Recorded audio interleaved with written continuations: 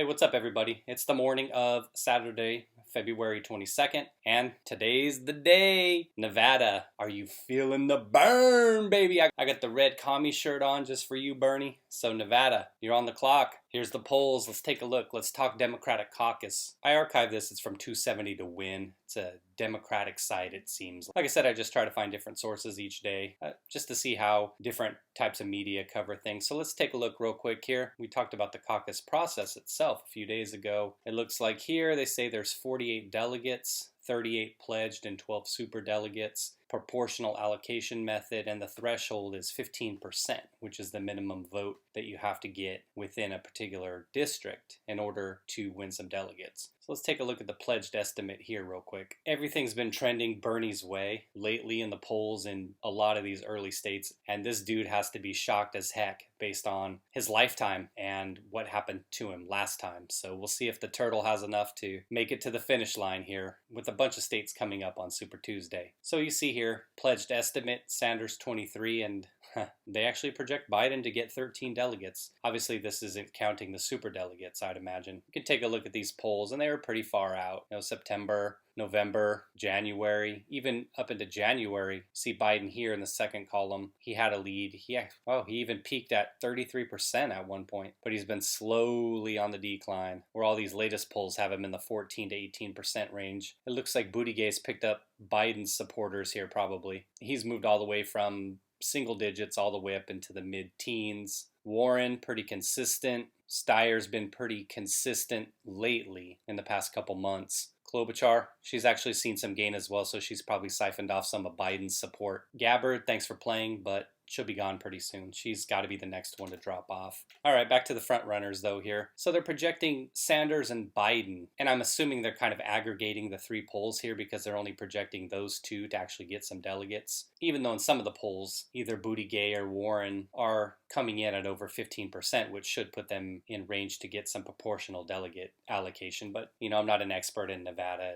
in the caucus and all of that. But feelings, what are we feeling here? Sanders, way out in front. I'm not going to sit there and act like an expert and be like, oh, Bernie's going to win. I called it. The polls are telling us who's going to win. So frankly, it'd be a shocker if he didn't win. Now, to me, the race is obviously for second. You see here Biden, Buttigieg, and Warren all kind of within the same range here. And I guess you could throw in Tom Steyer. I was out in Vegas recently, and I'd see that guy's billboards all over the place, and his ads are all over the television. So if he doesn't do well here, even a third or a second place finish, then I think we're going to see him fade off pretty quickly because, I don't know, he just seems like a strange individual. And when you hear him talk about the things he talks about in his ads, I don't know, he comes off a little kooky to me. Back to it though. Predictions, Biden's trending the wrong way. Buttigieg, Warren seems to be consistent. My prediction, not even going out on a limb here, obviously Bernie's going to win it. I feel like Buttigieg will probably be the one that comes in second and takes home some delegates. Biden, I could see him even fading into third or fourth behind Warren. But who knows? Biden's really been fading bad.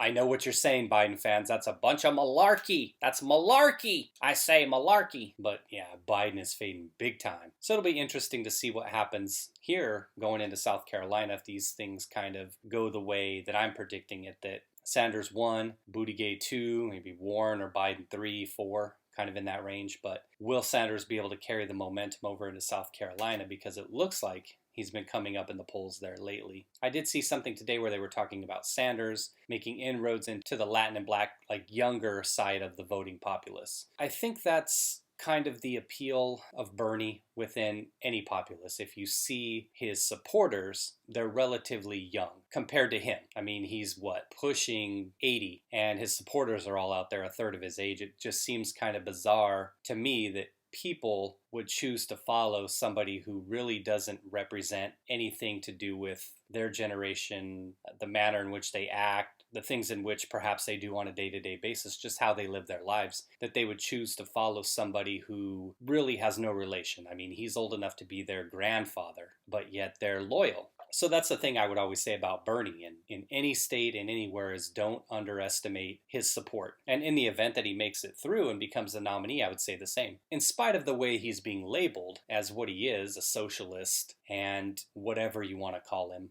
whatever label you want to put on him, I would say don't underestimate the fervent support he would have from the youth. And I'll touch on this a lot more in the months ahead, but I would just say this basically. Don't ever underestimate the ability of somebody who's willing to promise the moon and stars to a bunch of individuals who have been told all of their lives that they're victims. Don't underestimate the veracity with which they will come out in support of him. Just don't underestimate him. That's all I'm saying. If you're out there and you're on the right and you're thinking, oh yeah, Trump, man, we've got this. If they elect this socialist guy isn't even a Democrat, nobody's going to support. I'm saying it now. If it turns out that he gets the nomination, don't underestimate people's ability to have their victimhood played to in a manner where they'll be in a frenzy. Bernie supporters know what I mean on this. They know what I mean. You know what I'm talking about. Let's not act like you don't know what I'm talking about here. In a way, though, definitely you got to give credit because, like I said, he's super boring, he's lame, he's low energy, he's really got nothing going on when I see him talk, when I see him on TV. But there's something about him, there's something about whatever it is that he's offering that people are rallying around. So again, like I said, it's funny to me to see it, but I'm just saying don't underestimate it. And we'll just look ahead a little bit before I wrap this up. This is also from the 270 site here. It's a Democratic delegate calculator, and these will be archived, of course. And this gets updated all the time. You'll see it get updated after Nevada. But let's take a look here real quick. This was interesting to me. It's a couple of individuals who are off the screen here a little bit. It's Klobuchar and Steyer was over there as well, but we don't really care about them. They'll be out of the race soon enough. Let's take a look here at the headliners, though. Right now, they're actually projecting Biden to come out with more delegates than Bernie. It goes state by state here. I guess I could see what they're doing. These things will update in the weeks ahead. I think Super Tuesday is kind of the date where we'll have an idea where you're going to see several of these people drop off. If she's still around, you'll see Tulsi gone by then. If he's still around, you'll see Steyer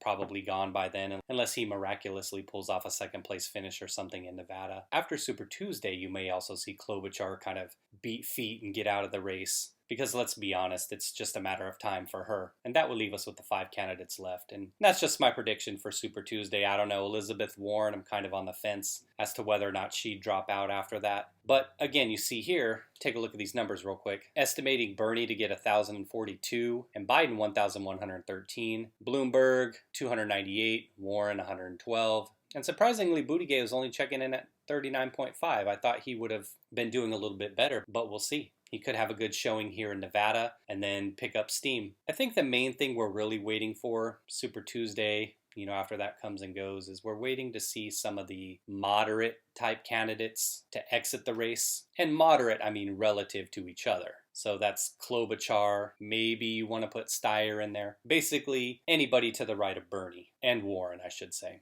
When those individuals drop out, how is that support going to coalesce around one individual? If Klobuchar drops out after Super Tuesday or before then, is her support going back to Buttigieg? Or are they going to go to Biden or Bloomberg? But again, I just wanted to show you that real quick, and that's right now. That's as of February 22nd. So keep these numbers in mind. They're projecting Biden to win 1,113 delegates. The way things are trending, I really just don't see it. I really just don't see it. It's going to take a rebirth in South Carolina, something to get him some momentum going into Super Tuesday. And I talked about that before. He's really kind of banking on that, it seems. But to me at this point, and things change, I'll probably be wrong, but it's Bernie, and then it's Bloomberg or Buttigieg. Those are kind of the 3 people I could see kind of fighting this out further on into the race when we're getting into April and May and June and whatnot. Biden, he's probably going to be down for a nap by then, but hey, we'll see. Like I said, maybe he has a resurgence in South Carolina and comes back. But that's the video for today. So Nevada's been feeling the burn. Again, my projection was Sanders first and a no-brainer, Buttigieg second, and then Biden and Warren kind of battling for 3rd and 4th. I could see Biden probably slipping to 4th just the way things are trending. Thanks for watching, everybody. Take care, and we'll see what happens Saturday night.